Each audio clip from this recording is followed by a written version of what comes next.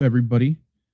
Just got done with the Flurry Sports podcast. So if you didn't watch that, go and check that out. I found a little bit of a Iditarod controversy. So Oh, that started 24 hours ago, and I think I found someone who, for a little spoiler, he's racing with six fewer dogs than normal, and he calls himself a provocative thought leader. oh, I like this guy. And well, that sounds cool, but he like built a venture firm from like $500 up to a $500 million company, sold it, moved to Alaska, is now doing sled dogs, has cancer supposedly, is in by far last place, is racing with six fewer dogs than normal. Like Well, something's happening here. I could tell you why he's in last place. He's racing with six fewer dogs than normal. I don't know why he's doing this. Like, did the dog? There's no news. Did the dogs get sick? Did the dogs? Some happen to the dogs. Where are the dogs? So I don't know. The guy's a weirdo, but I'm gonna figure it out. Jeff says the money going to receivers is insane. We will take a look at all of it in a second. So the Iditarod, and I'm not, I'm not going to sit here and say I'm an expert on the Iditarod. I know when it comes around, I like to check in on it. I think it's a cool thing that they do. That kind of adds to what I would think is what maybe people don't necessarily agree with me, but I think this week, and you could even parlay this into next week, but this week, I'll say these 2 weeks are the best weeks in sports. Yeah, college basketball conference tournaments. You got NFL free agency. Yeah, Iditarod, obviously. You got right. a week and a half of that. Yeah, I guess you get a little extra. I'm probably giving it a little extra boost this year just because the World Baseball Classic's going on, but a lot of stuff going on. I mean, NBA and NHL are hitting the home stretch. Mm-hmm. And Paralympics just started, and there's some interesting stuff to watch with that, even if it's just clips, some fun stuff. Yeah, coming off the combine, the draft is all hot and heavy now. With all the shit that's happening in the other sports, and I guess the World Baseball Classic's doing it a little bit, like getting some heat. Regardless, Max Crosby gets traded to the Ravens. All the punters signed today, like those still dominate the headlines. Correct. It's kind of insane. Yeah, it's the NFL, man. It's like everything paused. Everyone in ESPN was in Indianapolis in Pat McAfee's studio today, just to announce that like 3 punters signed. Yeah, it was crazy. So what we are going to do, we're going to focus on fantasy football players, but we should touch on some of these top defensive players. Luke has been watching a lot of college basketball, so he's going to be learning about some of these along with you guys, which is good. And then we will just talk through, some of the impacts from fantasy football standpoint, dynasty, redraft. If you have any questions, if you're watching live, for sure ask so we can answer them right away. But if you're watching this after the fact, you can ask them in the comments. We'll answer them there. And in the bio, if you're over on YouTube or I think anywhere, I do have the new fantasy football YouTube channel linked. So definitely go and subscribe over there. You'll see a bunch of cut-ups from our videos, exclusive videos over there. But the plan is live streams are staying on this channel, and then all fantasy-related content will be over there for sure for next season. You'll want to be over there, so you might as well go ahead and do that right now. Anything before we jump into some of these defensive players really quick? No, I guess we haven't talked football in a while. The last thing was probably the combine, right? And I did see that there's some names that popped up that are incredible at the combine, which I always love that, right? I love freaks. How often do the freaks work out, do you think? Or is it more like, do we really need the combine? I'm sure I'm back now. I don't know why Restream keeps doing this. I did hear your question. The freaks rarely work out. Right. I mean, I guess it depends on the position, but like last year, one of the biggest freaks, in my opinion, was Nick Amanamori, and he's been great. Yeah, true. But I mean, like the freak wide receivers, the freak quarterbacks, rare. Yeah. It's pretty rare. Defensive linemen, I think they would work out decently. I don't have probably any huge ones that come to mind, but interior defensive line. All right, like Jalen Carter was a guy who tested well. Yeah, there are. Yeah. I guess. Yeah. Dontari Poe as well. Right.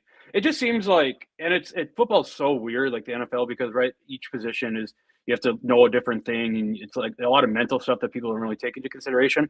Like in a vacuum, right? You look at like Taylor Green's combine, and he dominated, like best quarterback combine ever. He probably doesn't have a roster spot in the NFL, right? He feels like a guy that he's such an athlete, you have to be able to get him out there, but he's not really good at football. Yeah, and I mean, you could say the same thing about for whatever reason, his name's not coming to mind, but Seattle drafted that Alabama quarterback last year, Oh, Milrow. Jalen Milrow. Yeah, it's like he's a freak too, but what do you do? I Is it? just don't know where you put him. Yeah, like it's crazy. Like just thinking about like this Taylor Green combine, like you can tell this guy's an athlete. If we can figure out something for it, he's going to contribute. Like let's. Yeah, I mean, I know it takes forever to do, but let's move him to defense somewhere. defense isn't bad. Tight end has had a decent amount of success from quarterbacks moving to tight ends, which is weird. But it's such a lazy comparison, but like, can somebody else be Taysom Hill? Right. You know what I mean? Yeah. Maybe he's a one in a million player. Maybe but maybe we're getting to the point in NFL now where we're going like all the way back to the 20s where everyone just plays every position. I would love that. Agreed. Give me that again. There's definitely players who could do it, so why not? Just limit roster size, and then we kind of have to get that. Yeah. If the NFL wants to add 4 more teams over in Europe anyways, there really aren't that many more players that are capable of an NFL roster. So just trim the rosters, make it 48. Yeah. Yeah, I don't hate that. We'll see. We'll see. But some of these defensive players, the biggest thing you'll notice, I think, is very few re-signings.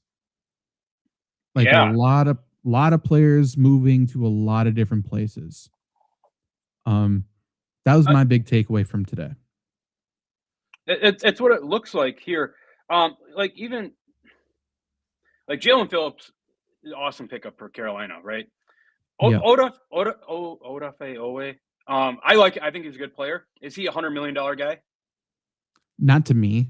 That's what it feels like a lot of these free agents are. 100%. We're pumping up this free agent class because like the 5th best player is the 5th best player this year, but the 5th best player this year would maybe be the 15th last year. Right. There's some good players, and a lot of the good players haven't signed yet, but we are certainly pumping up this free agent class to be something it's not, and I think possibly the draft class as well. Yeah, I agree. Just for a comparison, and I do think that always a better player than Draymond Jones, but feels like Draymond Jones for $36.5 million is a steal compared to $100 million for Owe. I agree, and Owe's also he's a specialist. Like I think he's only good at rushing the passer, and he's not elite, right? In my opinion. I just want to see. So I mean, he went 4-year. He went 25 mil per year. What's the comparison from last year? Similar price. I mean, Milton Williams broke the bank. Obviously, he's been incredible. But Josh Sweat went for 19. Josh Sweat's an all-pro player. Yeah. Yeah. I don't know. This is weird. Harold Landry's incredible. He went for 10 million less. Marcus Lawrence went for 10. Even Hufanga for 14 or whatever it is, 13. Yeah, a lot of bad teams with a lot of money this year. The salary cap went up a decent amount as well. But yeah, so Jalen Phillips, probably the best edge rusher in the class. It's either him or Trey Hendrickson, but he's younger than Trey Hendrickson, so he went for big money. Hendrickson could beat him though. Yeah, here's an interesting question for you. Just a thought starter. So if you're a team like the Tennessee Titans, right, where you're in major rebuild. You got your quarterback, you got your coach now. Are you and you have tons of money to spend. Just your John Franco Myers, Alontae Taylor, Cordell Flott, like those are all good players. Is this where you're putting your money though, or are you going more the route of like let's just get as young as possible? Which I guess mean, we'll see how these contracts are structured, but if you could do these contracts and front load all of them, why not? Right. I guess New England kind of did that this year, right? They just brought in a bunch of I don't want to call them throwaway guys from their teams, but just a bunch of guys that are good enough to be good enough. I mean, it's the Indiana football, strategy, I guess. It worked for them. And there will be some team that has a big turnaround. Tennessee is interesting just because of the coaching staff they assembled. Dayball's Yeah. there running the offense. Like, I think some good shit could happen there. So we'll see. The other really big thing to me, and maybe you fully missed out on this actually, the Rams traded for Trent McDuffie. I did see that, yes. And then they signed Jalen Watson. So they got both of the Chiefs' top corners. Interesting. And they paid them big money. So, like, the Rams are a good football team. Well, and they added a couple corners. If they improve their offensive line, I don't know how, like, they're going to be up there for best roster in the NFL. Right, and I guess that's kind of going after a little bit of what their weakness is, right? Like in that NFC Championship, Sam Darnold looked like, the second coming of John Elway. So you sure up that, they have a good pass rush. Yeah, I don't hate that for the Rams. Not at all. And I think they traded their own first round draft pick for Trent McDuffie. So they still have the Falcons first round draft pick, which is even better. I forgot about that. Yeah. How did the Chiefs not get the Falcons pick out of that? I don't know. I have no idea. But yeah. So Rams are making big moves. Titans are making big moves. We'll see more on the offensive side of the ball. Kobe Bryant went from the Seahawks to the Bears. That was a pretty big one. This is an interesting contract. If you scroll up a little bit, to Boye Mafe, gets a $60 million deal, but none of it's guaranteed. Yeah. That's if I would be firing my agent. Right. Why would he sign that? I don't know. I mean, it's big money. You're betting on yourself. Like, you're going to be so good that they don't want to cut you, I guess. But right.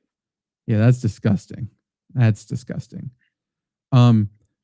Tonga came over from the Patriots. That's a good budget signing for Kansas City. Tim Settle, I like him quite a bit as well. Kingsley Enagbare went from the Packers, $10 million 1-year prove-it deal with the Jets. Basically didn't get many reps in Green Bay, right? He's going to get all the reps he wants with the Jets. So prove-it deal for him. Same here. I'm not seeing him here, but the other one that would interest you, I'm not sure why it's not here. Eric Stokes signed a 3-year, I saw that $30 million deal. Yeah, re-signed, right, with the Raiders? Yeah. Raiders. They got Quay Walker too. Yeah, Raiders got Quay Walker. They got another linebacker. Can't remember who it was. Nakobe Dean. I did a little reading on this right before we got on. Yeah, Nakobe Dean. They got the Georgia linebackers back. Yeah, exactly. And I guess with Eric Stokes too. Yeah. We'll see what happens there. But that's basically the defensive guys. Let's go position by position. So quarterback, the big one, obviously, a lot of people's number one free agent, someone we watched a lot, have talked about a lot, Malik Willis. We are both very big Malik Willis fans.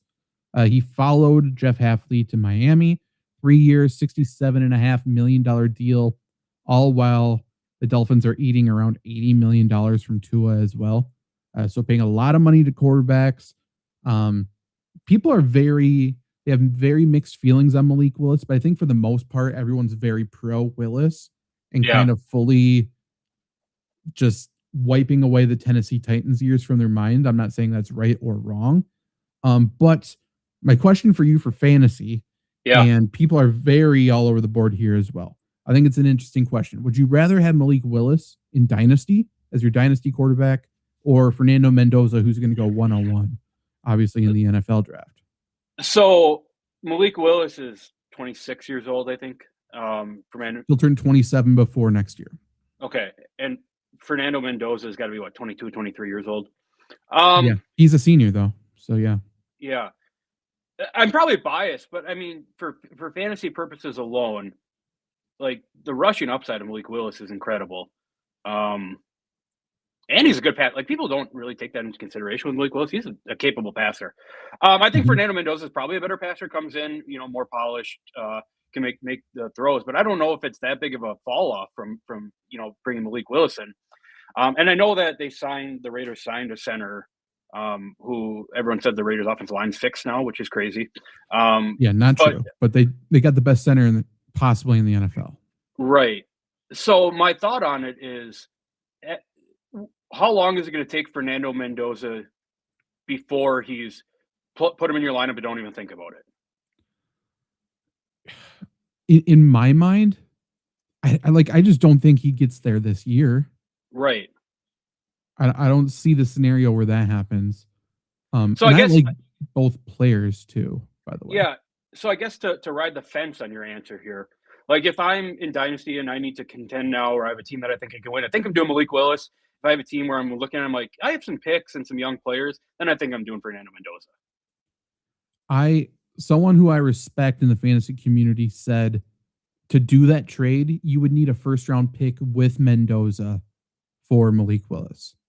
Or I don't know. no, with Malik Willis to get Mendoza. They're that Okay, much higher on Mendoza.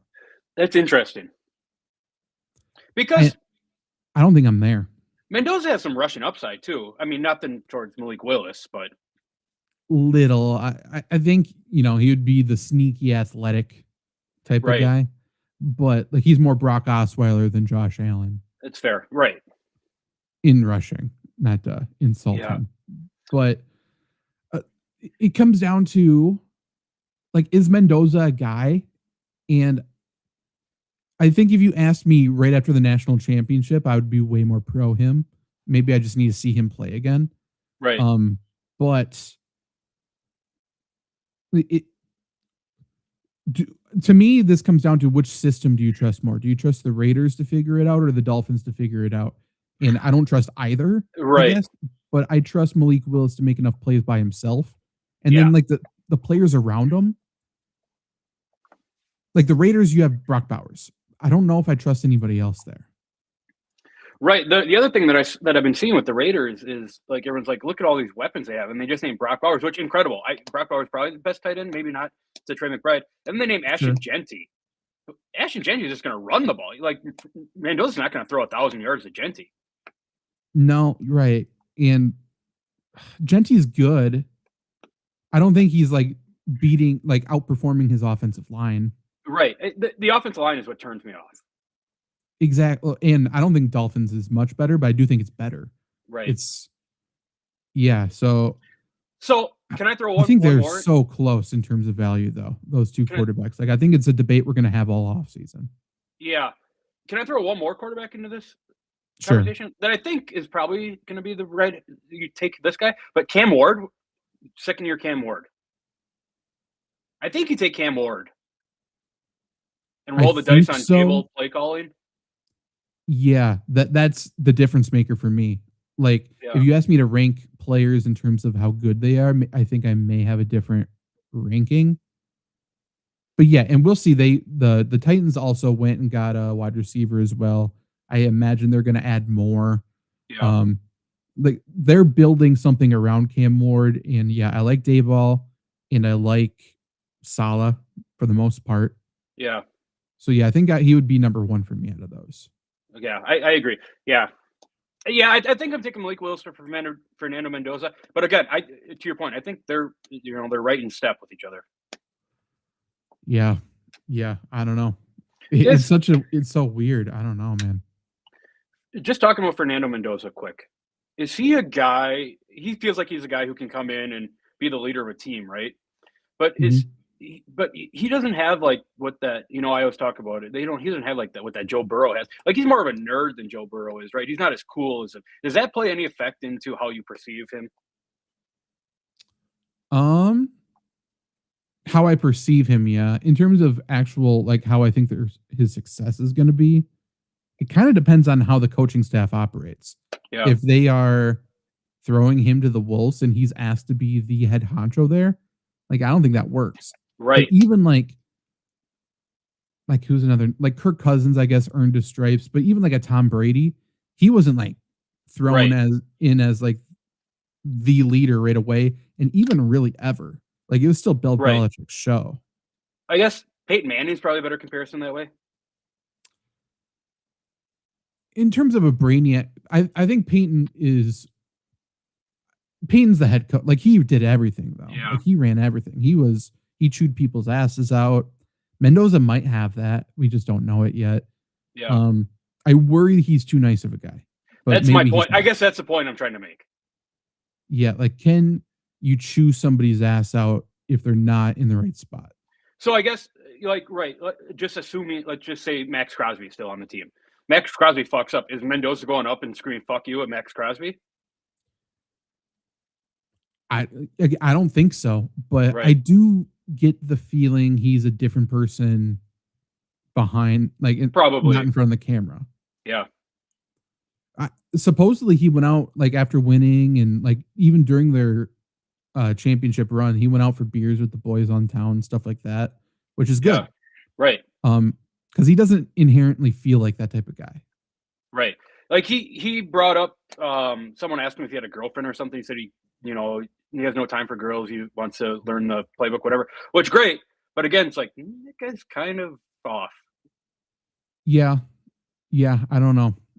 He's going to be very interesting because I do think he's insanely talented. Agreed. Um, Yeah, I think everything about him is great, except for he's a little off in the personality. And maybe that's just me wanting to see some entertainment, you know? sure, sure, but even if he had the perfect personality, he's still going into the Raiders, and they have to prove it to me. Right. He I feels have no more faith. like he feels like a smaller city, like a Green Bay quarterback or a Pittsburgh quarterback or not a Vegas or a big city quarterback. No, no, that's going to be an awkward pair, I think. But I mean, the Raiders feel like they don't belong there either, to be Right. honest. Yeah. Mark Davis isn't a Vegas guy. Yeah, true. Tom Brady's not a Vegas guy. I don't know. I mean, Kubiak's not a Vegas guy, so I don't know. Interesting The, the, spot. the other quarterback just that I wanted to mention here probably sucks for Mitch Trubisky that he's leaving Buffalo. I'm sure he loved that. But Gardner Yeah. Minshew to Arizona is kind of interesting because they're in right quarterback flux right now. Hmm. Makes you think about and now I can't think of his name, who backed up Kyler and was awesome. Jacoby Brissett. Is he on Yeah. the move? Is he going somewhere? Because I think Gardner Minshew is a capable backup, but I mean, he's definitely not a starter in Arizona. I'll look. I think Jacoby's actually still on the team. So what are they going to do? I have no idea. Um. Okay. Quarterback. Yeah, Jacoby Brissett's still on the team. Interesting. Yeah, I have no idea. Unless it's a bridge year and they're maybe tank for Arch. Yeah, could tank for Archer. They could, I suppose, look for like a third round type of quarterback and try to groom them and see, Yeah. low investment, low reward. The other quarterback who's not listed here, who did sign, is Tua. He signed with Atlanta. Gross. It's gross. They have two lefty quarterbacks there, which makes sense for them, I suppose. Yeah. Um, both injury prone. But what I don't I don't think Penix will be ready to start the year. Right. So I assume Tua's going to get the shot to go to start. And if that's the case, if he starts good, I don't know what they do. Yeah. Yeah. Because, right, we've only seen maybe half a season out of Penix total, right? Where you look at him like we're getting a real good look at him. They spent the 7th pick on him or whatever it was. Like, Penix should work for High. them. Right. And it's new head coach, new scheme, no attachments really to either quarterback. So at least from Stefanski's point of view, it's like whatever works probably. Right. Um, And I guess I don't know, but Stefanski's rode the roller coaster of quarterbacks before. So, shit. Yeah. So not that he handled it well, I don't right. think, but I think he's a great coach. But whoever's quarterback there is throwing to some damn good targets. True.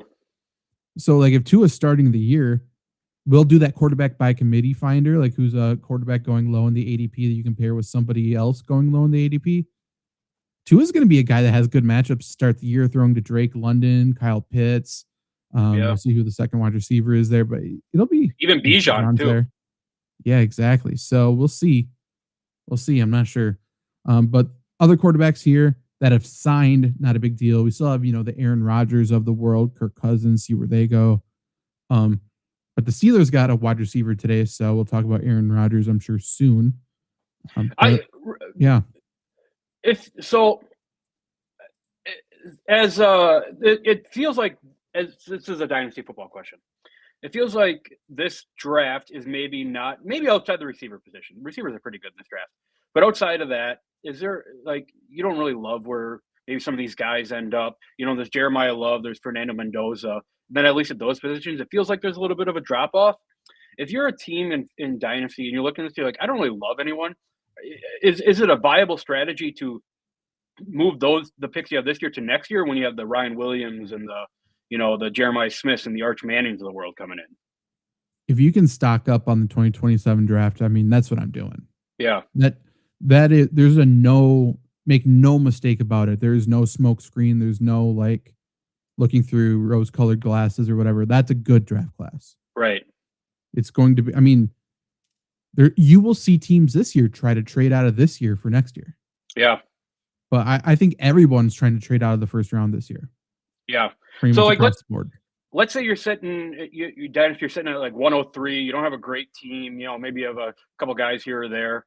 Sitting at 103, and Jeremiah Love goes, Fernando Mendoza goes. Feels like you can probably trade to 2027 and punt on the season, right? I don't hate that. And people, for the most part, the current year's draft pick is more valuable than next year, just because people want that instant gratification and stuff.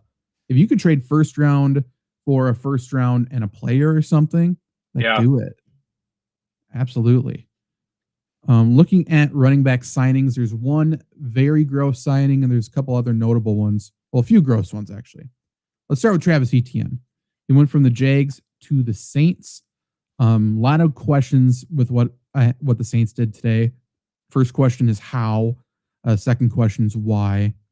They've been negative forever. I think they're still negative. They spent $52 million on Travis Etienne. Alvin Kamara's gone. It's just, I don't know who would trade for him. I think he's got like the third or fourth highest cap hit amongst running backs this year. So for the Saints to trade him, they're going to have to pay him. Like they're going to have to eat some of that salary. So I don't know what they're doing. So Travis Etienne on a $52 million contract, they were already, like you said, like negative 90 in cap space or whatever. And you're signing a running back to 52. That's crazy. And this is, they made two other signings that I know of off the top of my head. One's a big one. They signed David Edwards, guard from the Bills, which is a great signing. Yeah. I just don't know how they were the ones to do it. Yeah. So I don't know. Kenneth Walker was the big one on top of a lot of people's boards. Went from Seattle to Kansas City. Kind of a lesser, a terrible kept secret. Everyone kind of thought he was going to go there. Chiefs were linked to Breece Hall really heavily during the trade deadline and stuff. But the Chiefs also brought back Eric Bieniemy. He was the running back coach in Chicago last year. He was the running back coach for Adrian Peterson when he won MVP. Really good running backs coach. He's the offensive coordinator again. I think him and Andy Reid both know how to coach running backs extremely well. I think they'll get the best out of Kenneth Walker, and I think he's really good. But I think Kenneth Walker is best served as a tandem running back. Like he shouldn't be a bell cow. Yeah, I agree. My thought on this is it's still so that we're going to get to a point in, I don't know, late August, right? Where we're all watching training camp videos. We see Pat Mahomes is probably ahead of schedule coming back. And everyone's getting all pumped up about the Chiefs again. And one of your guys in your league is going to take Kenneth Walker, at the end of the first round. Like that feels like a pass to me, right? Yeah, I wouldn't put him there. I wrote up just a basic guess of where I would value him today. And I said he has the potential of a high-end RB2 to me. But that's kind of where I value him. I think he's going to be a middle RB2 with a little bit of upside. I think he's going to have really good weeks, and I think he's going to have weeks where he just doesn't find the end zone, so he's not going to be super valuable. Right. This feels like not a total similar situation to Seattle, right? Where Charbonnet is probably a starting running back in the NFL. But this feels like, Ken Walker could be, a 20-10 guy. And Kareem Hunt was, I don't know if he's going to stay in Kansas City, but if he was there, he was awesome at the goal line last year. I don't know why they don't continue to run him. And Travis Kelce's still there. And Travis Kelce is going to cut touchdowns too. Yeah, 100%. I guess I would be surprised if Tyreek Hill doesn't sign there. Yeah. Just given everything. But the Chiefs have to have somebody else to be a goal line running back. Hunt's a free agent, but it seems like he re-signs there for cheap. That's what it feels like to me. Right. Or they take a 7th rounder, True. And then one thought on Etienne. So Jackson. So the Jacksonville backfield now is Michelle Tootin, right? Mhm. So who I guess moving forward, I think Tootin's a pick over ETN. If everything stayed the same, Yeah, probably. But I think they're getting somebody. I don't think they roll with Tootin as yeah, even really the lead guy. Like I think it's going to be a 50-50 split at best. yeah, Um, I thought Tyler Algier was going to go there. That yeah. made That'd a have been lot a of good spot sense to for me. him. Arguably, the worst spot for him is Arizona. I love Tyler Algier. That's 3 starting running backs are in that on that team now. Yeah, they re-signed James Conner, and everyone's like, "What are they doing?" Now they got Yeah, Conner and Trey Benson again, and then they doubled down or tripled down with Tyler Algier. Makes no sense yeah. whatsoever. If I don't know, like, do they keep Benson? Does somebody try to trade for Benson? I don't. It makes no sense to me. I don't know what they're thinking. It's like the Miami Dolphins from a few years ago, except for everybody's a bit better. Yeah, yeah, those I don't Dolphins, know. every running back felt like played every snap. Yeah, and I feel like Tyler Algier could have got this exact deal elsewhere. I would have brought him into Maybe Green not. Bay in this deal. 100%. 100%. I don't know. It feels like everyone made a bad decision here, but Yeah, maybe not. I don't know. Kenneth Gainwell, I love, yeah, and I think that is a great signing for Tampa. I was hoping Green Bay would make that signing. yeah, He's the perfect Rashad White replacement. yeah. Agreed. Still going to be Bucky Irving early downs, and then now Kenneth Gainwell can mix in and catch a ton of passes from Baker Mayfield. Yep, yep. I like it a lot. Agreed. J.K. Dobbins is going to fill a similar role, I believe. People are going to be upset that he's getting a lot of touches earlier in the year, and then if or when he gets hurt, then I imagine Harvey's going to be really good again. Yep. Same stuff. So, Rico Dowdle to Pittsburgh is interesting. yeah, just to talk about the Broncos backfield for a second. So I would imagine the people, the RJ Harveys of the world are not very happy that J.K. Dobbins is coming back. Mhm. Are you trying to go out and get RJ Harvey right now? I think so. Yeah, I would imagine most Harvey owners are upset by it, so you're probably getting him at a discount. Right. Um, but he's not somebody I need to trade for. Um, I just think the upside's kind of limited there, Yeah. but I don't hate it. I mean, I think if I am a Harvey owner and do feel like I want to trade him away, I think you're going to deal with this his entire career. Agreed. Like I think Because Sean Payton's just going to split the snaps. yeah, I mean, Sean Payton, every single year he's been a coach has been 4 good running backs have played. Right. Um, Also, RJ Harvey is he's not a 3 down guy. No. He's a guy No. you're relying heavily on touchdowns, and I guess that did work at the end of Mhm. the year last year. But I mean, can you bank on that the rest of his career? Yeah, we'll have to look at that as we get closer into the summer or something like that, but touchdown regression feels likely, Yeah, right? yeah, big time. And if it does, then you will have to look to see what the numbers are, like what percentage of his fantasy points were touchdowns. But yeah, he scored a lot, and it doesn't really make sense for that to keep going because J.K. Dobbins should have scored more touchdowns than he did. Obviously, Right. he was banged up for some of it, but even still, like a lot of them were Harvey big touchdowns or flukes or long Yeah. drives where Dobbins just needed a breather. So I don't know. But yeah, in Pittsburgh, Rico Dowdle pairing with Jalen Warren now. Um, it feels like Warren's going to take on that receiving role a little bit more than he did this year because of how good Gainwell was at it. Yeah. And then Rico Dowdle is going to be the early down guy. But it kind of makes me uninterested in both players. Does that make sense or no? It makes sense. Yes, it does. 100% makes sense. Because the whole year last year, I was totally uninterested in this Pittsburgh backfield, right? And to be honest, they were Mhm. both startable guys all year long, right? Gainwell and Warren. It feels like it's a similar situation, to be honest. Yeah, It it feels doesn't like feel like whoever comes away with the touchdown that week, you're probably happiest with. right, but it doesn't feel like Dowdle or Warren are ever going to be like running back 5 and above on any given week. Like No, they're not going to win you your matchup. Steelers also, we'll see how this offense shakes out, but it doesn't feel like they're going into the game looking to see who has the hot hand. They're just going Right. to split the snaps. Yeah. It's both guys have their role. Both guys can do all things though as well. Like I think Dowdle impressed people this year with catching the football a little bit better than a lot of people thought.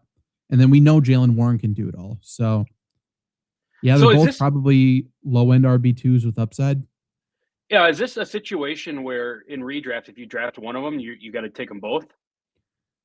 I would like to just Yeah. because if one of them gets hurt, you're Then the other very happy. big, yeah, And I'm still very much out on Caleb Johnson, yeah, rookie. I Okay. think if you're a Caleb Johnson dynasty owner, you saw Kenneth Gainwell sign somewhere else, you're feeling good. And then you immediately, I mean, it's too early to say this, I guess, but I'm not hanging on to him. I'm not feeling like I have to hang on to him. Like he's yeah, droppable. yeah. It feels like now is well, maybe not after Rico Dowdle signed, but it feels like there might have been like a 15-minute period today where you're selling Caleb Johnson at as high as possible. And if he did, like I would love to Yeah. see what you got for him because I think that was a very good trade. Yeah. You know, you got lucky, but you know, better to be lucky. Wide receiver here. Big money to some of these wide receivers, the biggest being Alec Pierce getting $28.5 million to stay in Indianapolis. Kind of blew my mind. This number wasn't surprising to the people who were like projecting this for the past couple of weeks. And it's not that I didn't believe them. It just made no sense to me. Right. I suppose it's still true. I think he's the 10th highest paid wide receiver in the NFL on a per year basis. Yeah, in a vacuum, that sounds crazy, right? Because we know, if you watch football, you know who good receivers are, you know who adequate receivers are, you know who bad receivers are. I think Alec Pierce is still a little bit of a mystery. I think he's one of the better deep threats. He might be the best deep threat in the NFL. He's also a very good run blocker. But you're paying him wide receiver one money, basically, right? Top 10. I don't know that he's going out and going to be the guy when you need a play on third down. And I mean, I don't have the stats ahead of me, but I'm pretty confident in saying he didn't get 1,000 yards this year. Yeah. So, like, you're paying the 10th highest paid wide receiver money to someone who's never got 1,000 yards. He doesn't really do anything short to intermediate. So that makes me a little bit worried, but I like him as a player. I liked him coming in. I feel no different today than I did when he came into the NFL. Yeah, agreed. Like, I think he's got high potential and I think he's a great deep threat, but he hasn't done anything to make me feel like he's a go-to guy or that he's really improved that much. Jeff in the chat says, what do you think Quentin Johnston is worth? He's on the trade block. I'm not sure about you, Luke. I mean, I went into last year being very anti Quentin Johnston, just, the entire draft coverage I was during his draft class as well. He didn't prove anything to me. I think he's an okay wide receiver. But, I mean, we just saw how Gadsden fully took over his role in terms of just took on his snap share and just Johnston did the same thing last year that he did in college that I criticized him for. He just disappears. Right. Yeah. I mean, that was the point I was going to make. You're never confidently starting Quentin Johnston, right? There's going to be weeks where he has. I mean, I can say weeks. There's going to be a week where he has 10 for 180 and 2 touchdowns, but there's going to be 5 weeks where he goes 0 for 0, and I think that hurt a ton of people in fantasy football last year. I think Ladd McConkey's a stud. I think it's a big bounce back year for him. I think Trey Harris is a good player too that I think gets involved this year with Mike McDaniel is kind of the deep guy. It just feels like there's as always with the Chargers, right? There's way too many mouths to feed for anyone to be relied on that's not named Amari and Hampton. And if you don't want to say Ladd McConkey, that's fine. But I think between Hampton and McConkey, I don't really love anything else. Yeah, I think they kind of fell into Quentin Johnston's production a little bit. I mean, like, he has no loyalty. The coaching staff has no loyalty to him. To your point, they went out and got Trey Harris and Gadsden last year. So those are the guys they want to succeed. Those are the guys that they see fit in the offense and stuff like that. They could still bring back Keenan Allen. I think that makes a lot of sense there. But yeah, I think he's going to have good weeks. I think he's going to see a bit less playing time than he did this year. But to your point, if you can't trust when you're going to start him, it makes no sense to have him. Yeah, I think Chargers are a sneaky team that takes a receiver high too, in the draft. Could. But Jeffrey, you're saying a third or a fourth. Like if I can get a third for Johnson, I think I'm all in on that. I would. Yeah, I would sell him for a third. I'm not trading a third to get him. Right. Yeah. Would I trade a fourth to get him? Maybe, in just hopes of somebody getting hurt and providing clarity. Yeah. But if nothing changes, I'm not playing him. Yeah. No reason. But yeah, back to these other wide receivers like Alec Pierce. Oh, clearly the Colts view him as the wide receiver one. They have to. Like with that money, so are they going to focus the offense around him? I just don't understand what this tells me, I guess. So I don't see him on the list here, but Michael Pittman went to the Steelers, right? So immediately after this, they traded Pittman to the Steelers, which again, so now Steelers red zone offense, by the way, they got 6'4" DK, 6'4" Pittman, 6'5" Freiermuth, 6'7" Darnell Washington, and now they got big Rico Dowdle running behind them as well. Like that red zone offense, and then if Aaron Rodgers is throwing to him, just goal line fade every day. I was waiting for Mike Evans to sign there too. Yeah, you know how much I love a goal line fade. So yeah, I'm in on that. So the Colts knew what they were going to do, right? They didn't think. Right. So they, to your point, they had a concerted effort of Alec Pierce is our guy, and maybe maybe it's something that we don't see in practice, whatever. Fine, but I don't know, man. I don't love the Colts offense. I don't know. It doesn't seem to make sense to spend that much money. To your point, though, he does things that aren't in the stat sheet. He's a good run blocker. The Colts obviously want to be set up by the run with Jonathan Taylor. Yep. And that's what their offensive line's built for. That's where Daniel Jones thrives if Daniel Jones can come back healthy, obviously. So from that point of view, fine. Okay, that's good. Tyler Warren is still incredible. Tyler Warren probably should be the featured receiver there, in my personal opinion. And then Josh Downs is good. Josh Downs just disappears when it's not 11 personnel. So this is too where, like, Evers, after they how they handled the Andrew Luck situation in Indianapolis, it kind of feels like Indianapolis is turning kind of into a loser franchise. Where not loser franchise, but kind of that middle of the road where you look at them like, what are they doing? So I assume that they're going to pay Daniel Jones. And so your two highest paid players are going to be Daniel Jones and Alec Pierce. Like that doesn't move the needle for anybody. No, and they got a lot of money wrapped up in Jonathan Taylor too. I assume it's pretty much all guaranteed given that holdout and stuff. But yeah, that's a lot of money to dump into a wide receiver that really hasn't proven much to me. So I mean, paid a bunch. So Alec Pierce is what, 27.5 or 28.9, whatever it is. He bumped right up to number 2. Yeah, he'll be second. Yeah. I don't love it in terms of building a team, but we'll see. I mean, where does that put Alec Pierce for fantasy though? Like, does it change? I don't know. That's the thing. Like, is he going to be used more? I don't know. Like, to me, if he's my wide receiver 3 heading into next year, I feel okay. And that's how I felt last year. I guess as a wide receiver 4, but it's a similar tier, right? You're all right. You're not excited about starting him. I don't know. It's just a weird.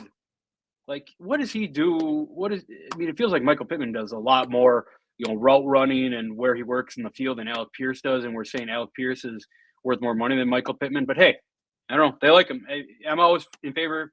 Go get your guy. But I mean, if your guy's not Justin Jefferson. Right. We'll see what they do. It seems like they have to sign another decent wide receiver or draft one. And, maybe they can. We'll find out, I suppose. I mean, they don't have a first round pick, though. Right. They trade that for Sauce. So they don't have one next year either. Right. Yeah. Same situation as Green Bay right now. And the Raiders, I guess. Yeah. So Wan'Dale followed Dayball. He went from the Giants to the Titans, which I love that for Cam Ward. And I like it for Robinson. Yeah. And Jeffrey, I see you in the chat. Alex Pierce had back-to-back years better than Michael Pittman. I don't disagree with you. I think Michael Pittman's a better receiver than Alex Pierce. Right. Pittman was just limited by injuries. Yeah. Like he shouldn't have been on the field half the time he was on the field. But Pittman's a better blocker than him. He's a better route runner than him. Yeah. He's just injury prone, and is part of the reason is because of how physical he plays. Right. But if both stay fully healthy, I mean, Pittman's going to be better. Yeah. It just is what it is. He's just a better football player. Love Wan'Dale to Tennessee. I mean, you and I are both huge Wan'Dale Robinson fans. Yeah. I traded him to you in one of the dynasty leagues too. Yep. So, I mean, we saw what he could do this year. He was undervalued every single week. We talked about it, on here pretty much every single week. I'm going to ask the question. Yeah. PPR, who are you more excited about, Wan'Dale Robinson or Alec Pierce? I don't know how this answer can't be Wan'Dale Robinson. I know. But I don't know. I mean, this is probably, and he's played with veterans, but this is probably Jackson Dart, but injury. But moving forward for Wan'Dale Robinson, this is the most consistent, probably best situation he's going to have at quarterback in his career, which I like a lot. This feels like a receiver that grows with Cam Ward. It feels like a guy that he's going to have for 4 or 5 years, and then Wan'Dale Robinson is going to probably get paid somewhere else. But I don't know. This I like. I've said this when the Bengals drafted Ja'Marr Chase. I like young quarterbacks and young receivers developing together, and I feel like this could be a situation like that. And Robinson stays in the same system, essentially, right? Heading there with Dayball and stuff. So if you liked Wan'Dale Robinson's role, for the most part last year, obviously it was inflated a little bit after Neighbors getting hurt and stuff. But I would expect Robinson, he played all over the field last year. I expect him to play more slot next year than he did. Yeah. But Tennessee still needs a clear outside guy as well. I'm not sure if DK can be that. I'm not sure. I don't think A.O. Menor is that. So we'll see what happens there. But the Titans are in the market for another big wide receiver. They'll probably draft one.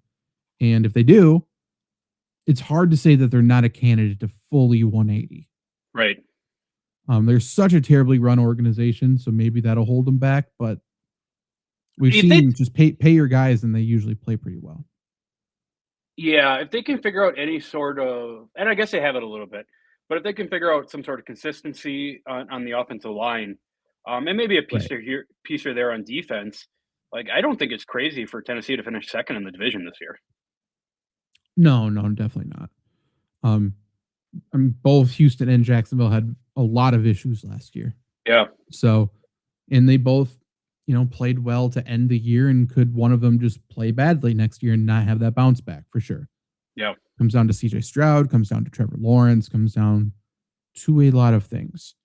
Mike Evans went to San Francisco. That terrifies me in terms of if he's healthy, incredible signing. Yeah. But no one on San Francisco is ever healthy, and Mike Evans is also never healthy. Right. In a vacuum, right? This should be slam dunk. 1,100 yards, 14 touchdowns for Mike Evans. I know he's getting old, but I think we both agree he's still one of the better receivers in the NFL. Yeah, this should work. But to your point, if you're putting a guy whose legs and back blow up on him the last 3 years onto a team where everybody's legs and back blow up, I don't love that. No. Like this team, the stars could align and everyone gets healthy. George Kittle recovers from the Achilles. You got Fred Warner, you got Nick Bosa, all of them. And if they stay healthy, they will be contenders for a Super Bowl. But this team could be last in the division. Right. So the thought on this that popped into my head here is, so Mike Evans did come in and be wide receiver 1, right? And they're replacing Brandon Ayuk in that. They're not losing anything bringing Mike Evans in. So I guess this is a great signing. Yeah, and theoretically, they should still get something from Ayuk because they have to trade him. Right. And by the way, Alec Pierce is the 10th highest paid wide receiver on a per year basis. Ayuk's number 9. Crazy. It feels very odd. Yeah. Looking at that list, that'd be an interesting spot for Ayuk, Tennessee. I don't know. It would be. It absolutely would be. The best value on the highest paid wide receivers list, by the way, I think is Ja'Marr Chase. And he's number 1. Yeah, big time. He gets paid $40 million per year, and I have no argument. Well, we'll talk about this on Wednesday, but I saw a tweet going around, but a thought popped into my mind of mean, we see what Alec Pierce is going to get. I mean, what's Christian Watson going to get? Next year when they extend him. Yeah, Packers wanted to get that done earlier this offseason, and it looks like they should have. Because if anyone gets 1,000 yards, right, give me 30 million. That's what I deserve. Why wouldn't you? Yeah. These other wide receivers quickly. Rashid Shaheed stays in Seattle. I did not think that was going to happen, but that's a huge signing for Seattle. Yeah. I mean, he might have got a hometown discount on this, just being in Seattle and winning the Super Bowl, because it feels like he's more than a $17 million guy. For what he does special teams as well. Yeah, right. I agree. And I wrote this up in the free agency stuff. I think I ranked him one below Alec Pierce. But to me, I think they can both be pretty similar guys offensively. Yeah. And then I think Alec Pierce is a little more polished offensively. But Rashid Shaheed's a killer as a returner. He's one of the few game breakers in the NFL. Mm-hmm. Yeah, I think teams really messed up not offering more if that was the case. Maybe he stayed, to be on a good team, like you said. But if no one offered him more money than that, it feels like a mistake, because he feels like he could be a 1,000-yard guy. He definitely could be an all-pro returner. Yeah. Shout out John Schneider, man, just doing work in Seattle. Yeah, he's very good. Jalen Nailor went from the Vikings to the Raiders, and given the money, given the roster, I think he's going to be the number 2 wide receiver. Probably. I think this is going to be someone who gets slept on way too hard during draft season for fantasy, and he'll be pretty good. Yeah. I'd be happy if he was a wide receiver 3 for me, I think. I'm happy he's out of the division. I'll say that. He's good. Yeah. I like that. Yeah. I don't think that this is, I don't think he's going to resurrect the Raiders out of, being horrible, but you bring in a somewhat of a guy who's played in good offenses before, right? To a rookie quarterback. I like it.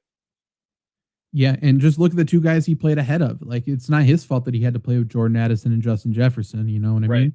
And he would have had better stats if they got better quarterback play. But I know the Vikings loved him, and he's a really good player, and it feels like 11.7 per year. Yeah. That's a really good value compared to some of these other guys. Yeah. Then Kendrick Bourne, whatever. He left. We're not going to have any interest in him, I imagine.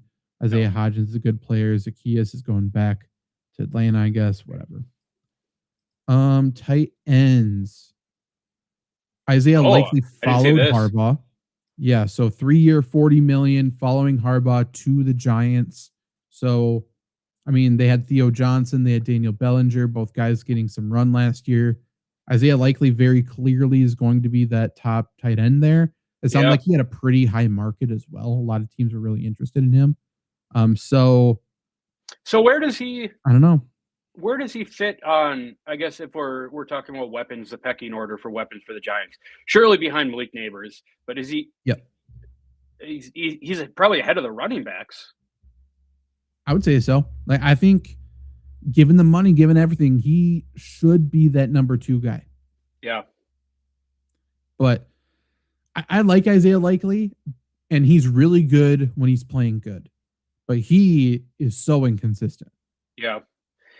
Are we in the kind of a point in the NFL too where, right, a couple of, probably 10 years ago, we saw like a tight end dominance, right? Gronkowski, Jimmy Graham, Antonio Gates, Greg Olsen. Are we kind of phased out of that right now where paying a tight end doesn't really help you that much? This is a weird tight end class, I think. There's a lot of blockers in here and stuff like that. But I don't know. I think the tight end is just more naturalized almost into the offense, if that makes sense. Like, sure.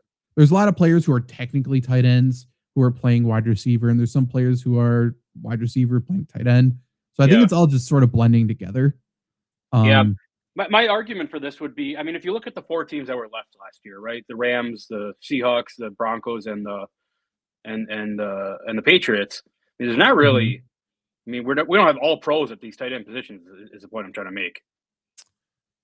No, but all of them had very, very, very good blocking tight ends who were athletic enough to stretch the field. Yeah. I think that's what you're looking for. Travis Kelce's great. And Travis Kelce, by the way, his washed year was 800 yards, I think, and 5 touchdowns. Like, he's getting compared against himself. He was still very good, and he'll be very good next year.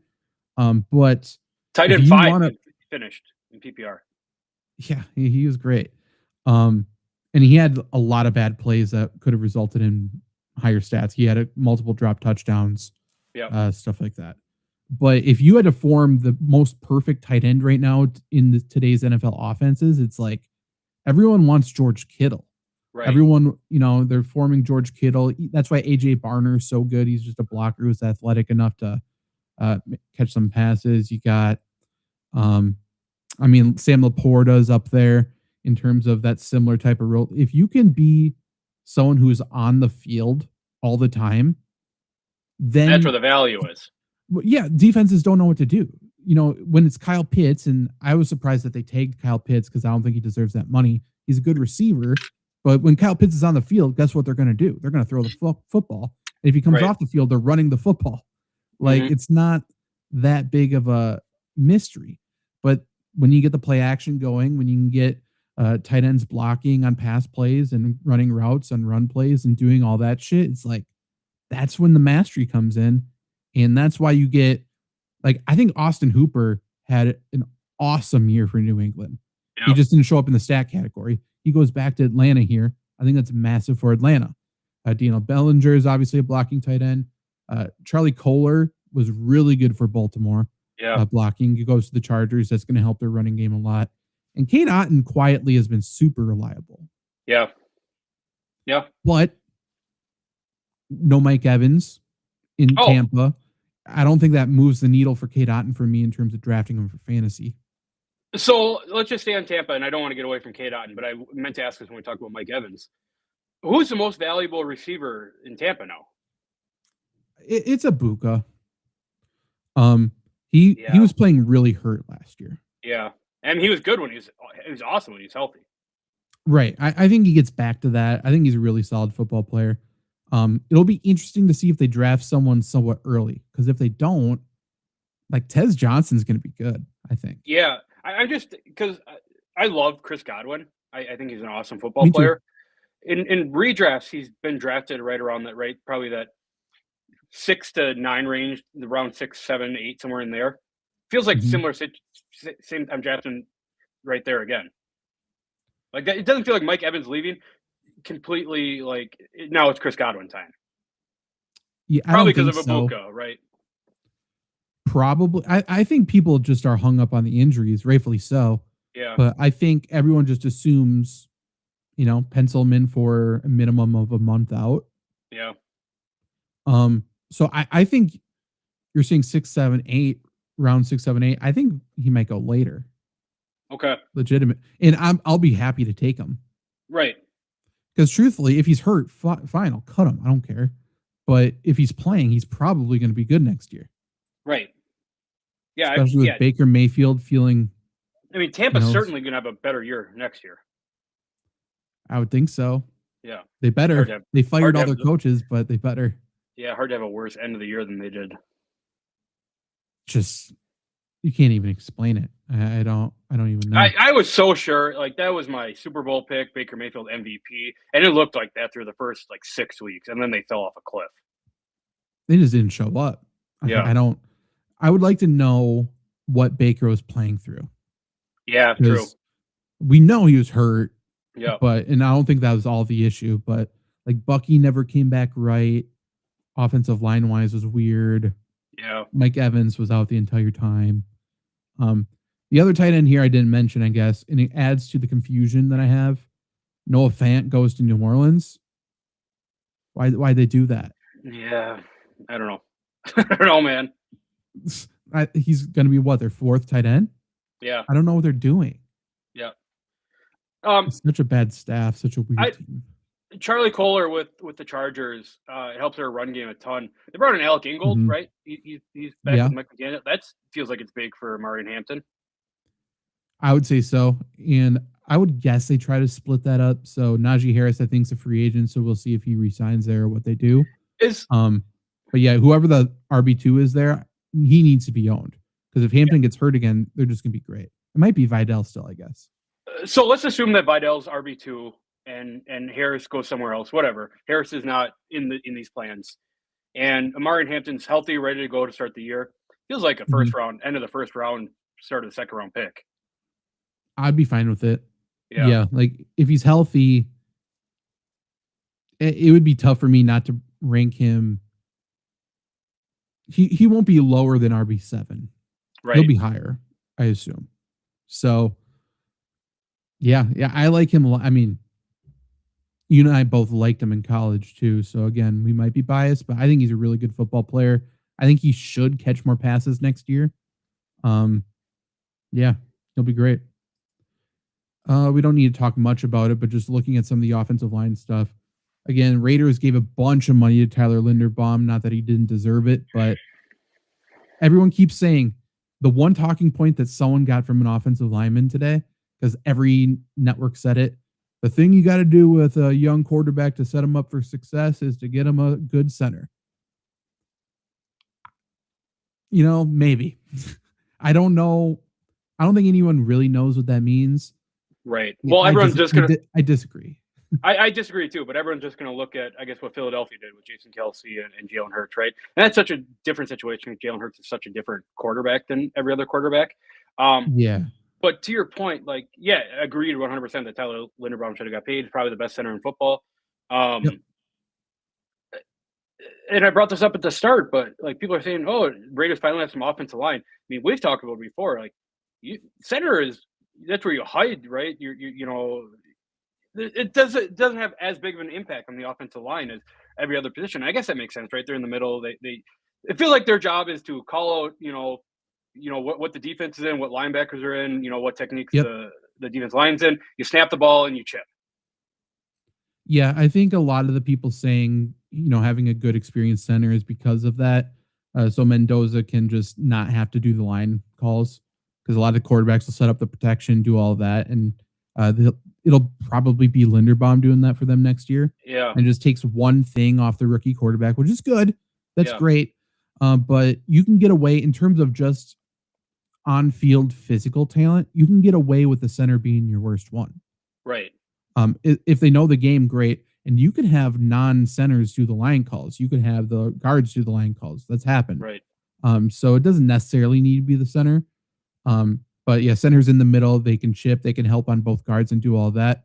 Having Linderbaum in the middle is great because he can help with both guards, and both guards are not very good.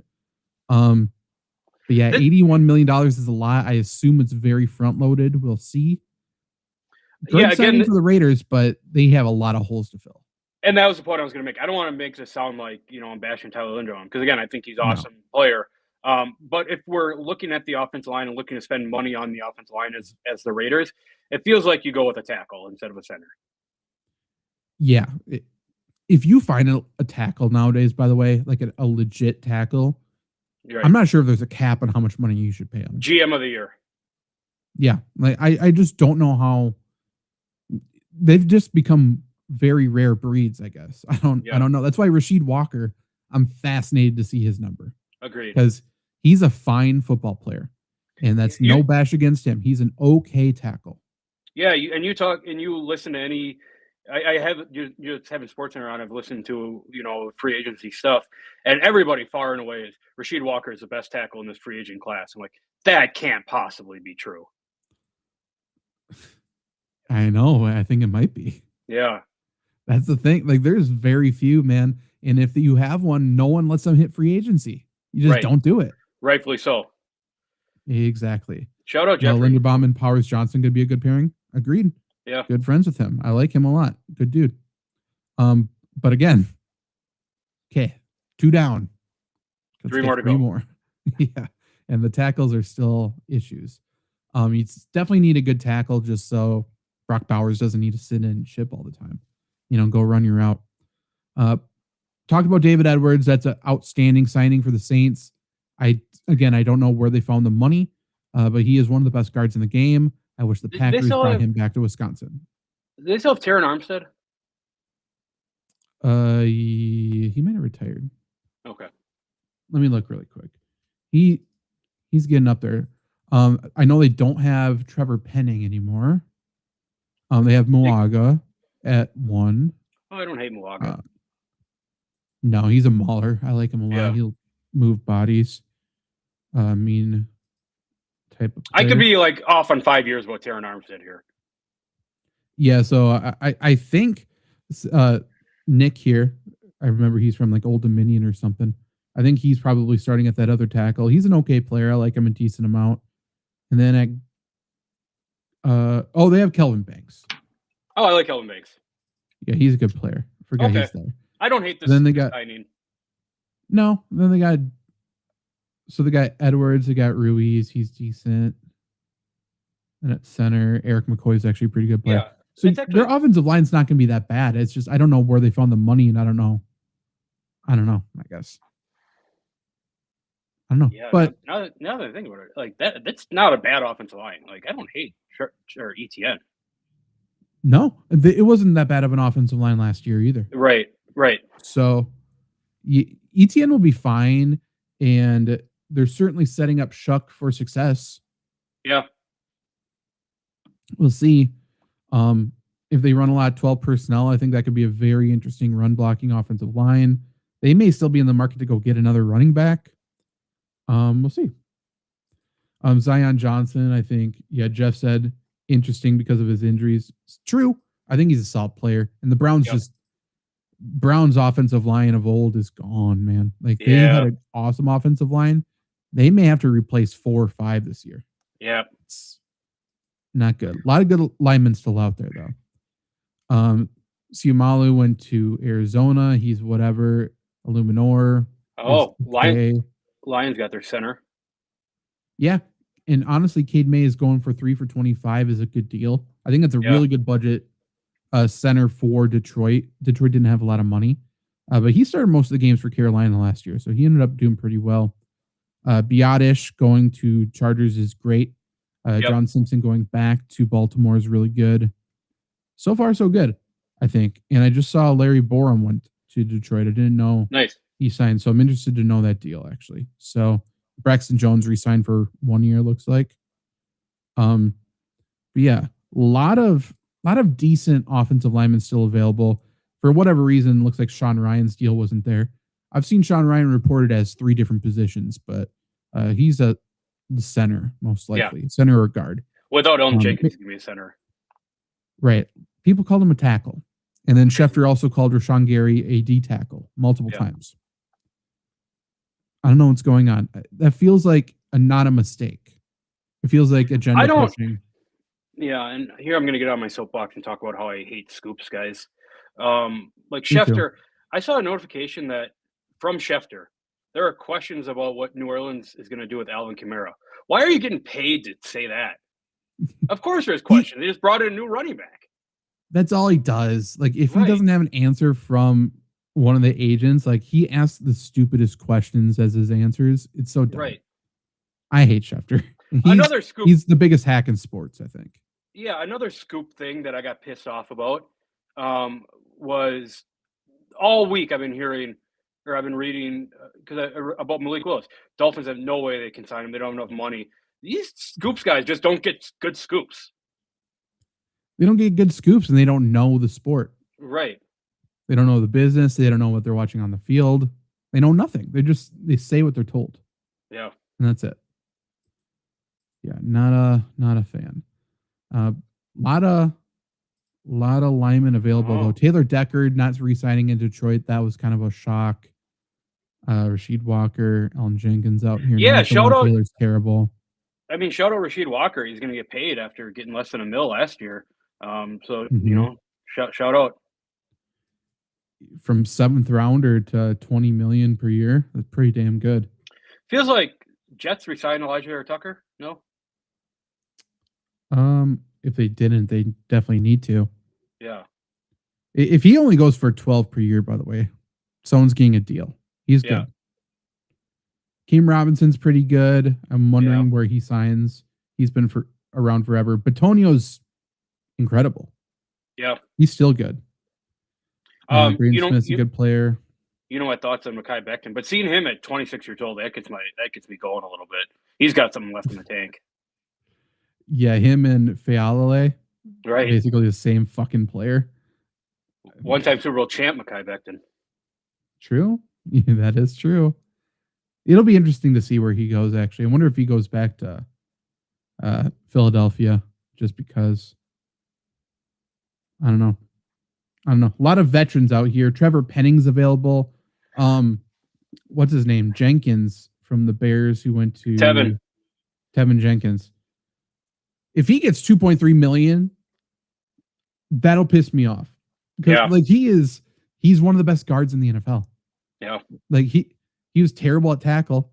Once he moved to guard, he was good. He should be a guard. If the Packers don't sign him for 2.3 million and somebody else gets him for 2.3, heads are gonna roll, man. Yeah, big time. What a signing. That would be incredible. We'll go out on this. Jeff says, if I'm the Saints, I'm keeping Alvin Kamara. He's a really good number 2 running back. I don't disagree with that. What does he give you that ETN doesn't give you? I guess, yeah. Yeah, it's a similar player. Yeah, to me, roster construction is about having complementary skill sets. Yeah. So I don't really want, especially at that cap number, I just don't want 2 people who do the same thing. Right. Because that's just eating a roster spot, and then you still need that thumper to run between the tackles. So I don't know. But again, it depends on how much of the contract they would have to eat just to get rid of them. And if it is most of it, then I guess keep them, even though I still don't know how they make that work financially. But whatever, I guess. I don't know. So where are we with the New Orleans Saints, right? We had Kellen Moore's his first year last year, and we're still kind of in cap hell here. It seems like they're making things work, but really when you look at this roster as it is right now, you're like, yeah, this is probably a bottom 6 team in the NFL, a bottom 10 team in the NFL. What's the leash on this regime in New Orleans before you have to clean house? If something doesn't hit, right? If their plan does not go to what they think it should be. With how they're doing things, it feels like and this isn't always the case, I feel like they should be given a lot of slack. Right. They inherited a nightmare, and they still have the Derek Carr nightmare. They're going to have to trade him if he comes back anyway. But if they don't succeed this year, it's not because of the coaching staff, even though, again, I think they have one of the worst coaching staffs in the NFL. For sure.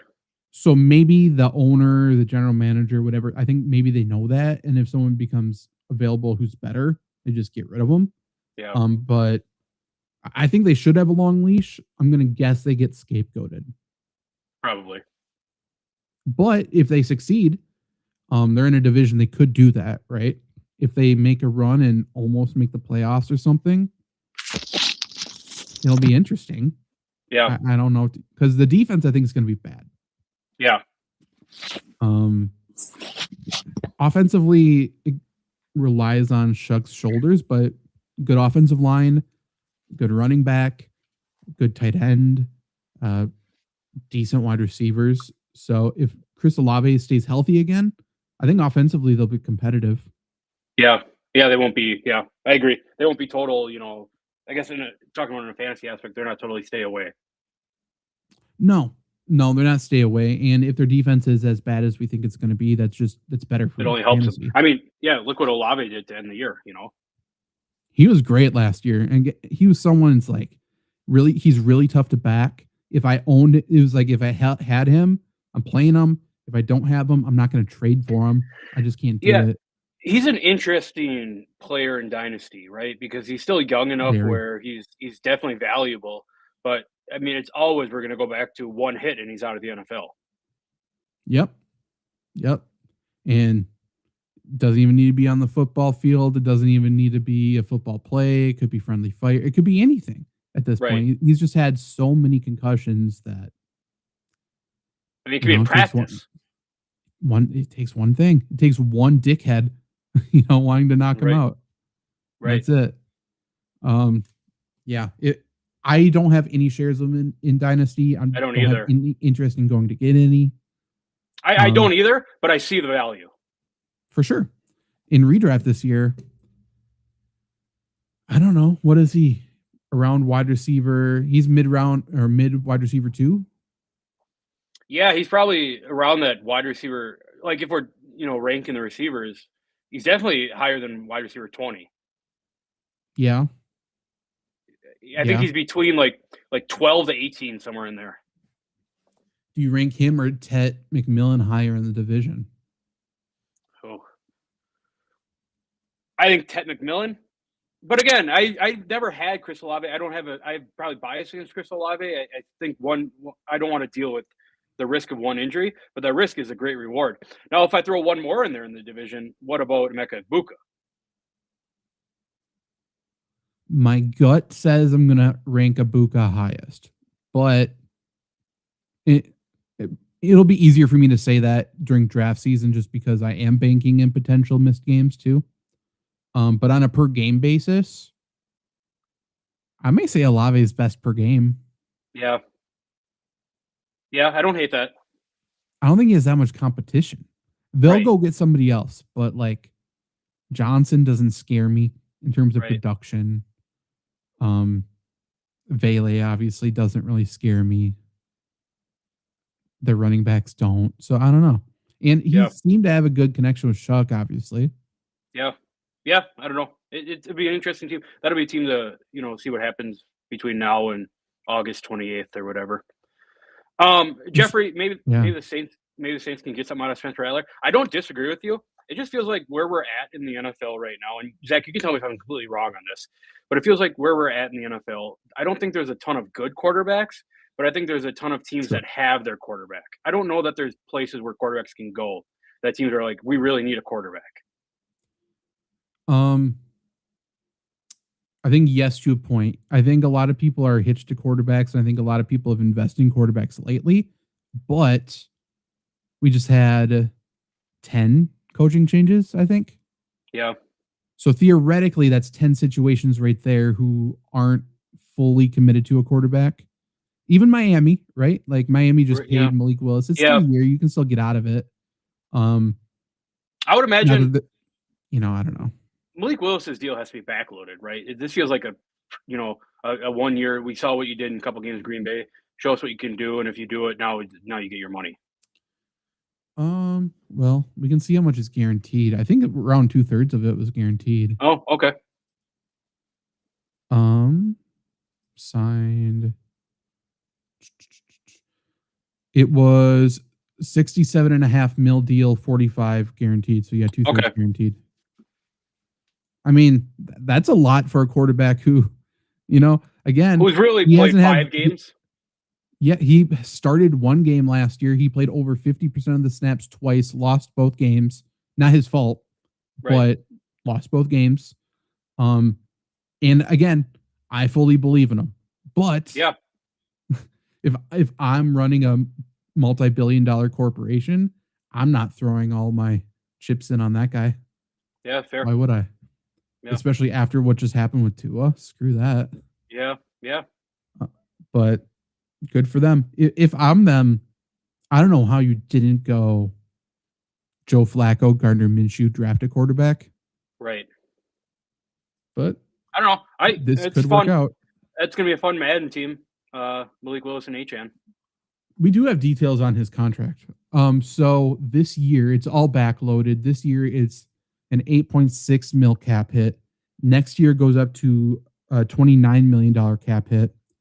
And then there's a out. So it's essentially a 2-year deal. Then it's only a $7.5 million dead cap. So they could get out for $7.5 mil. Oh, yeah. And then that deal's a little bit more enticing if you're the Dolphins. For sure. Yeah. Yeah. And 45 mil guaranteed. So yeah, not bad. It kind of works for everybody. And by the way, that out, like no matter what, something's getting done after 2 years. Either Malik is holding out and they get him a big extension, or they cut him, move on, and he is a free agent again. So it kind of is a good deal for everybody. Yeah. Jeffrey, I don't know if I agree with you that Spencer Rattler is better than Viking starters. I think if Spencer Rattler went to the Vikings, he'd be the 3rd best quarterback in that room behind McCarthy and Wentz. Wentz is gone. So he'd be the 2nd best quarterback in that room behind McCarthy. But and O'Connell. Still 3rd. True. Probably Justin Jefferson's probably a better quarterback than him too, if we're being honest. Sure. Minnesota's an interesting team to see what they do. I guess they kind of shored up that offensive line a little bit. They didn't play to what the degree they thought it was going to be last year, but Mhm. there's certainly an opening at the running back position. Yeah, I can't imagine they go full in on Mason being a bell cow. They're gonna have to get Right. somebody else probably. Um, Probably draft just because money wise, they don't have that much money either. Um, is Aaron Like I Jones don't. coming back to Green Bay? Feels that way, huh? Yeah, it kind of does, right? With Emmanuel Wilson out. Yeah, it kind of feels that way. Um, and Minnesota's a roster that I like. I hate Minnesota. I like their roster. I think their defense is very underrated. I Yeah, think the coaching staff is awesome. Like, I don't hate Minnesota drafting Jeremiah Love, that would be interesting. right? I mean, you get a game, what we're projecting to be a game changer, right? Yeah, At the running back position. I mean, you can get by with, well, maybe quarterbacks in somewhat of an issue at this point, but I think you can get by with the offensive line that they have. They certainly have a top 3 receiver in the NFL. They can get by in the passing game, and their defense is good enough to keep them in games. Like, you get your game breaker running back here. if they somehow, I don't think they can get him, but if they somehow traded for like Mac Jones Yeah, or something like that, just so they have the two quarterbacks there, or even, I mean, if you sign Joe Flacco or something, so you have Flacco and McCarthy with, yeah, I don't know. I wouldn't want to play that offense. right. You know what I mean? It, NFC North is very interesting because I think Vikings are closer to being good than the Packers. I think the Bears are good. And then Packers and Lions, I think, are up in the air. Yeah, I mean, if we're talking about for this next season too, Detroit's got a cakewalk of a schedule. They do, but this team's hurting. Yeah, I trust them to draft well, but if they don't, they're last. yeah, Because that offensive yeah, line, they now have a center and they have Penei Sewell. And I think Penei Sewell's I think he's the best offensive lineman in football. yeah. He might be But the best that's it. player in football. Yeah. Yeah, It's They now need a left. I mean, either tackle. Sewell could play either, and then they need at least one guard. yeah, yeah. But I mean, that's a landing spot for Trevor Penning. You know those mean bastards. Right. Mekhi Becton, Yeah, maybe, and then they still got to replace running back too. true. That's the other spot I thought Tyler Algier might go. Instead, he went to Arizona for some reason. Right. Dave Montgomery goes to Houston. Joe Mixon is just never going to play football again? Is kind of I how think I'm he thinking. wants to. I'm sure he wants to. It depends because he just had like a botched surgery. Then I think he got Right. hurt again. Like all that shit came out.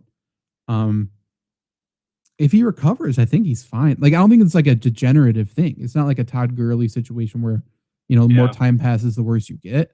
I think once he's fixed, he's fixed. So someone could get very lucky with Joe Mixon next year. Yeah. Detroit. That would be stupid. Like I would be Right. upset. Packers, could you imagine? It'd be Josh fun. Jacobs, Joe Mixon, that would be turning back the clock a little. Before we hop off here, just quick thoughts. I don't know if you talked about it earlier on the Flurry Sports podcast. Any strong thoughts on the White House card? I think it's a pretty solid card. I think people are Yeah. shitting on it more than it deserves just because of what it is.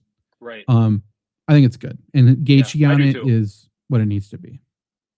Agreed 100%. What's the date of that? Do you remember? I don't. It's this year.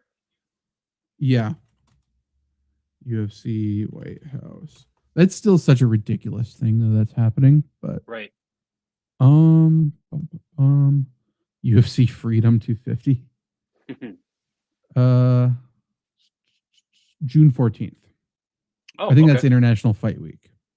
Yeah, that sounds right.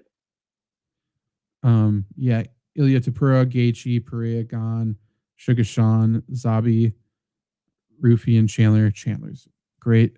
Bo Nickel, Dawkins. I could have gone without that one, to be honest. And Lopez and Garcia's good. Yeah, it'll be That'd fun. be good For sure. undercard. I wish we could get Connor. Agreed. I've been watching some and this you probably don't even need to be on the air talking about this, but I've been watching some Cyril Gane highlights. That guy's a killer too. He is. I'm not a huge fan of him, but he's really good. Yeah. Yeah. That's gonna be a good fight. Yeah, I don't. Pereira's scary. Yeah. Yeah, he is. I just don't know how Pereira loses. I guess. I would give I don't know. anything to like if we did this. Not anything, but I would. It would be fun to if this was like I don't know 10 years ago, 6, 7 years ago, and just get Connor and Nate Diaz on this card. Honestly, such a risk to have Nate Diaz and Connor at that time, especially at Right. the White House. It'd be incredible, man. It would be insane. Like you got to do the fight in the Oval Office at that point. Right. Oh, did you It's see something to Russian? think about. Did you see Russian basketball I don't think so. Where- No.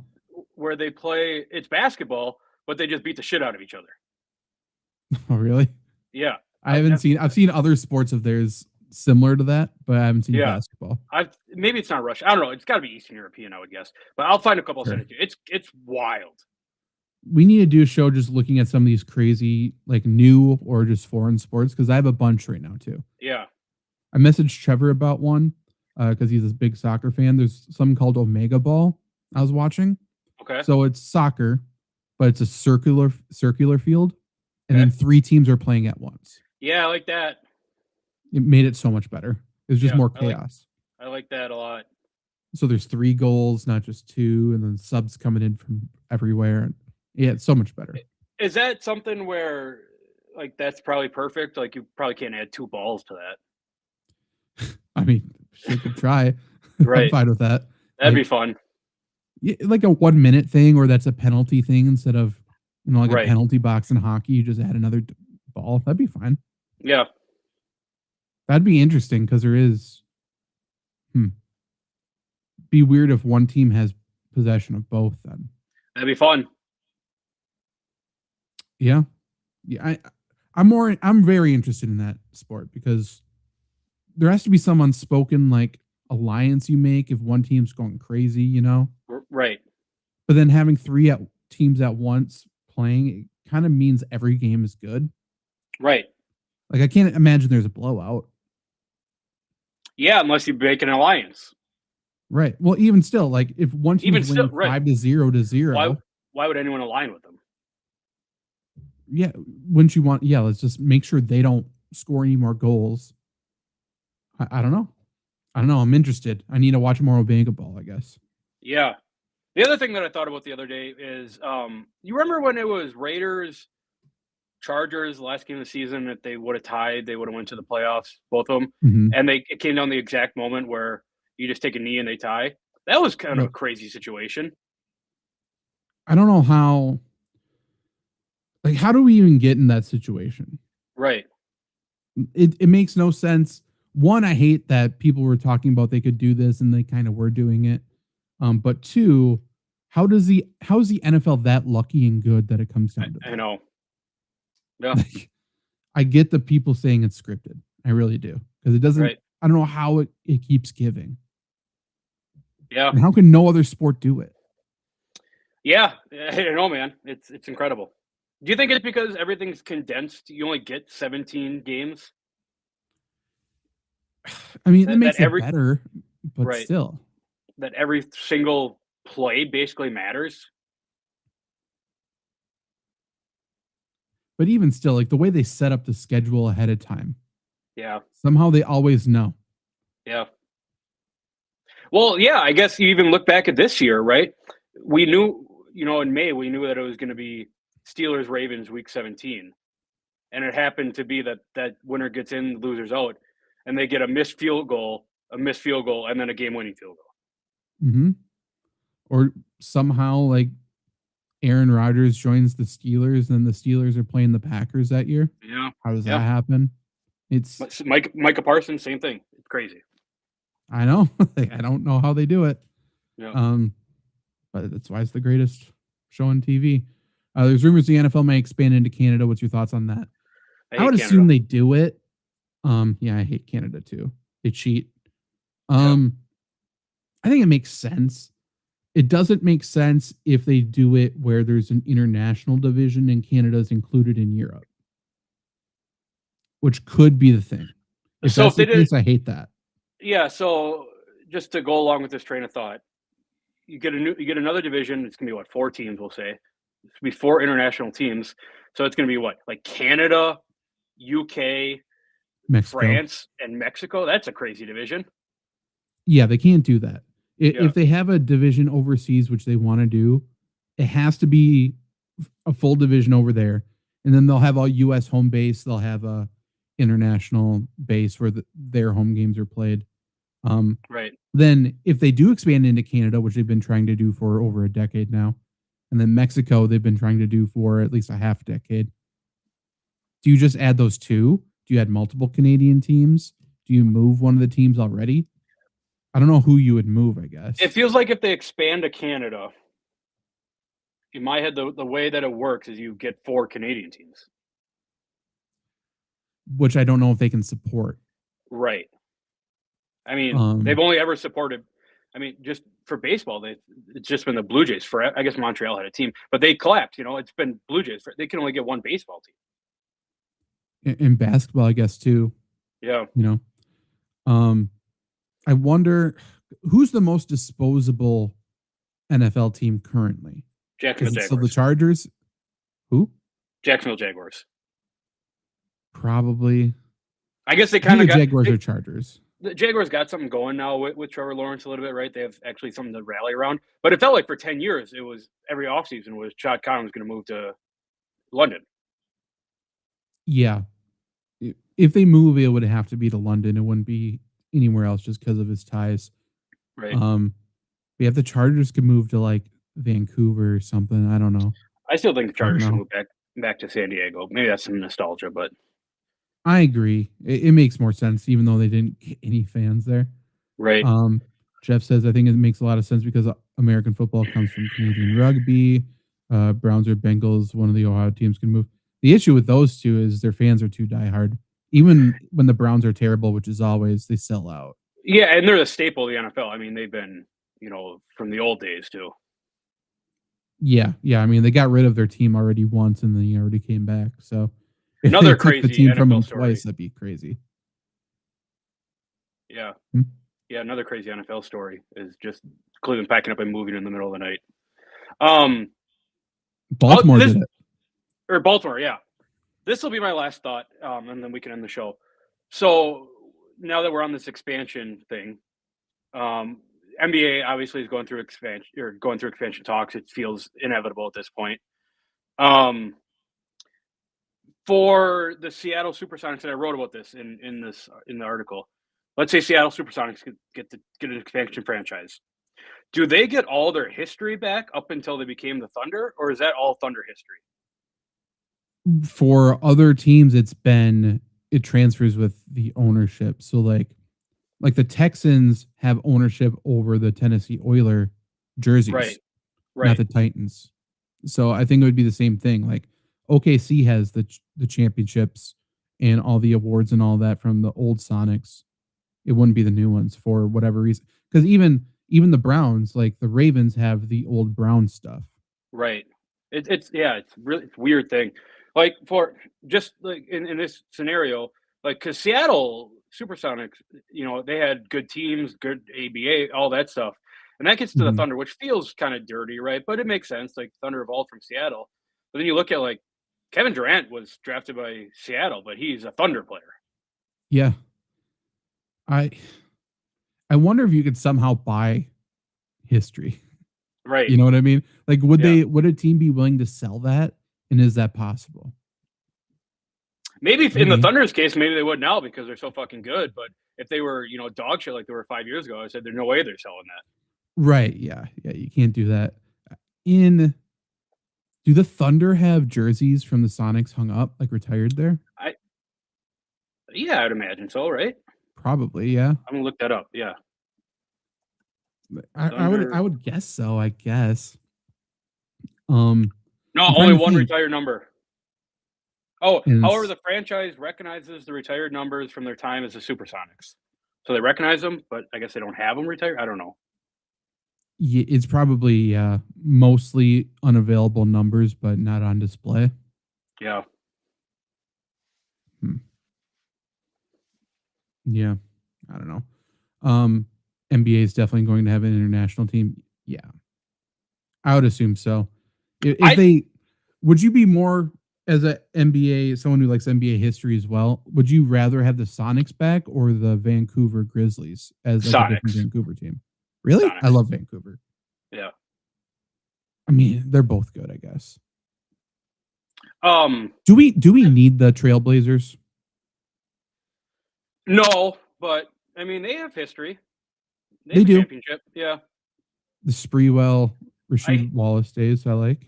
I hate to. They're Netflix is making a Untold on that team. They should. Yeah. Yeah, crazy team. But like I don't want to race like Bill Walton Trailblazers. Maybe that's just 'cause Bill Walton's so lovable, but Yeah. Yeah. I think NFL expands to Europe before NBA does. But Before NBA gets it. I mean, probably true because I think yeah, NBA just, I mean, NBA is for sure going to Vegas. And yeah, then I guess it just depends on where the other one is, but I can't imagine it would be in Canada or anywhere yeah, else than Seattle, I guess. I don't yeah. know. Right, Vegas. Vegas is a lock. Yeah. They want to do two at once though, right? Or do So they? yeah, I assume it's going to be Vegas and Seattle are the two front runners. So they're going to get the two teams, which means that someone's got to move to the east, which I would guess is probably Memphis or True. Minnesota. Probably Memphis. Yeah. I mean, Minnesota. Yeah, Minnesota New could Orleans, too. maybe. I think Memphis might be the most east I out think of Memphis, those. and we're gonna have to pull the map. I think Memphis might be more east than like Milwaukee. No, That that can't be feels right. right. Memphis is on the No? Mississippi. I think Memphis is on the Mississippi River. Oh, I it don't know. is. I'm thinking of Nashville probably. Yeah, Nashville's at Eastern But time zone, but Memphis, I don't know. Time zones fuck me up because fair. you can go up to the UP and go west and be in the Eastern time. Weird. True. That is true. Um, NBA did something interesting, retiring the number 6 altogether. I think they should retire 24 and 8 next. I don't disagree. I wouldn't retire both of them. I don't love when leagues retire numbers. I Like don't. numbers for every team is what I mean. I like Oh, teams can retire sure. numbers fine. I don't think anything should be league wide retired. Unless it's like, I think we're good with Jackie Robinson probably, Fair, right? but it In has to certain be games, like, I think that sets the standard though. right? Like even I don't necessarily like. I get if it's like the greatest player of all time, whatever. Like I think it, something in my mind Gretzky that tells me that Gretzky's retired. Even I don't think they should do that.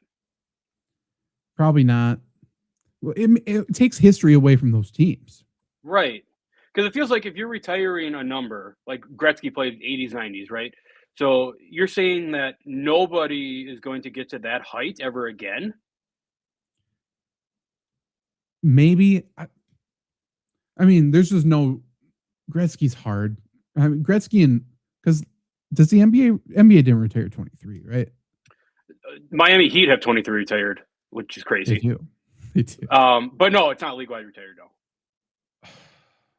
It would have to be somebody so untouchable Right. to do Which I it. don't think that exists. I think Gretzky kind of exists. He's just so different. But even still, if it's retired by everybody, then it takes away from the teams that actually got him. And it Right. kind of gives ownership to everybody, which is bullshit. Right. Which I guess is where the humanitarian aspect comes in with Jackie Robinson, right? It's more of what he did for the game than what he did for a team. Yeah, he impacted everybody. Right. And I mean, the only way you say Gretzky impacted everybody, he lifted the game a little bit, but it's just ticket sales. Right. But I mean, if we're gonna, he impacted the game.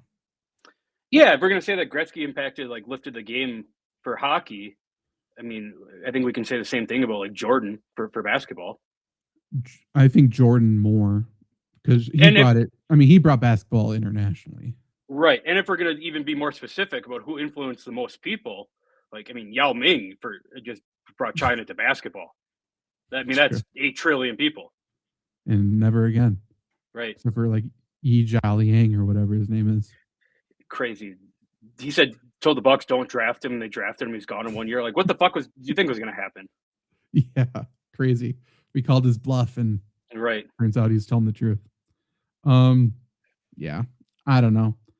I lean towards you where it's like we don't need to be doing that. Yeah. It has to be bigger than the sport, I Right. guess. Jackie Robinson, obviously. Yeah. I think you could argue Jordan. And hey, maybe I don't know enough about hockey, and that's vindicated for Wayne Gretzky, but I don't think so. It's so tough because hockey's just not at the level of the other sports. So it's like, how Right. far did he lift them? But I mean, I'm not sure if there's a comparable player out there, Right. like in other sports. That's how good he was. It's Right. like Shohei now, if Shohei was better, Right. you know? Yeah, Shohei did it for 20 years. Yeah. The whole thing is like, if you take away all of his goals, he's still the points leader. It's Yeah, crazy. stupid stat. But yeah, different show, different topic. We'll talk Yeah. about more free agency. I mean, it's been 1 day of free agency. We got a lot to talk about for fantasy. So tune in to flurrysports.org. A lot of articles there. If you're watching on YouTube, Jeff, thank you for hanging with us, hanging on the chat. Definitely subscribe to this channel, but also in the bio, we have the link to our new fantasy football channel. Go subscribe over there. We're going to start putting a bunch of stuff over there. And I want to start doing a lot more dynasty stuff too. Yeah. So as we start diving into a lot more NFL draft stuff over the next month, expect some dynasty football stuff as well. Yep. And Wednesday, we'll be back talking Packers free agency. Yes. Yeah. Packers trades, Packers free agency. We'll critique, we'll celebrate. Maybe we'll have a pizza party. No, Rashawn Gary. There's a lot Maybe to we'll unpack, I read think. books in honor of Rashawn Gary. Yeah. We all lasted him. We did. Maybe he unblocked us. We'll see. Yeah, I doubt that. We'll look live on the show and see. Tune in then. Goodbye. Peace.